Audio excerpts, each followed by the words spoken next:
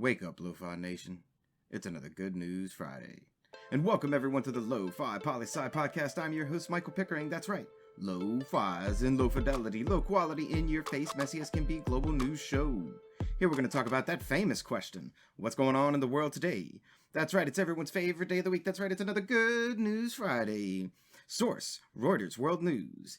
David Attenborough leads call for world to invest $500 billion a year to protect nature. Firstly, excuse me, Reuters, that's Sir David Attenborough, the greatest nature documentary narrator ever. Although actually I'm more of a Morgan Freeman nature narrator person myself, but they both do great work, and this man here is leading the call to help the planet.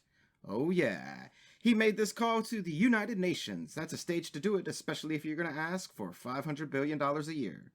That would be $5 trillion every 10 years. And you know what? Let him do it. Because why? Do you like tigers?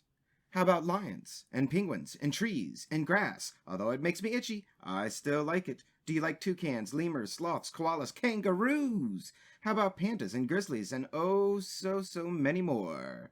Love the planet, people, love the planet. And who cares if it's $500 billion a year? Do you know what the planetary GDP was for 2019? And yes, I love to say things like the planetary GDP, because it's a stat that no one ever talks about. In 2019, the planet and everyone on it. Well, actually, you know what? You tell me. I'll give you a 5 count. How much money do you think 7.75 billion people combined to make in 2019? And that's a 5, 4, 3, 2, 1. And if you said $142 trillion, then you were absolutely right. And do you know what percent 500 billion is of $142 trillion? No 5 count this time. I'll just give it to you. It's 0.35%. If the countries of the world would simply give 0.35% of the global earnings a year, they could do this. And that's not even 1%. Let's just say, good on you, David, trying to get things done. Now, if you want to talk about a story that's possibly needlessly spending money, next up, source, AP News, Science section. Potty training. NASA tests new $23 million titanium space toilet. $23 million titanium space toilet? Damn, NASA! Give some of that money to Attenborough. I jest. I'm positive NASA has good reasons for it. Using the bathroom in space isn't like doing it here. They don't use water to take down waste like we do here. It's an air suction system. And the last time they ordered a new toilet in space was the 1990s. So I think they're due.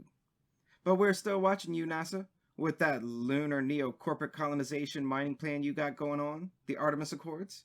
Yeah, we haven't forgotten.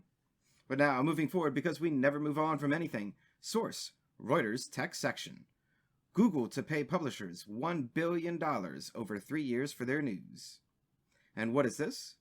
Google's saying they'll finally pay up for news distribution and getting all those clicks and all that ad revenue from people looking at news on Google that Google did not create? Well, this is good news indeed on this Friday. You see, we need more news publishers out there in the world, and this will help keep news companies afloat. Because if we have less news companies, that means we have less diversity in news coverage. That means more bias. That means shit sucks for us in our quest to know what's really going on in the world today.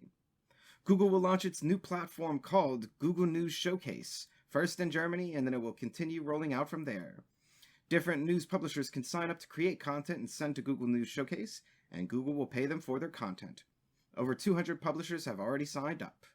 I'll be interested to see how this looks once it hits here.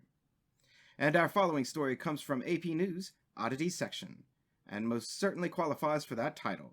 The headline, Subway bread isn't bread, Irish court says. Let me just say, I already love this story just with the headline. And why is the Irish Supreme Court making a ruling like this? I'll give you a 5 count. 5, 4, 3, 2, 1. And if you said taxes and money, damn, you be smart. You see, in Ireland, bread is considered a staple food and therefore not taxable.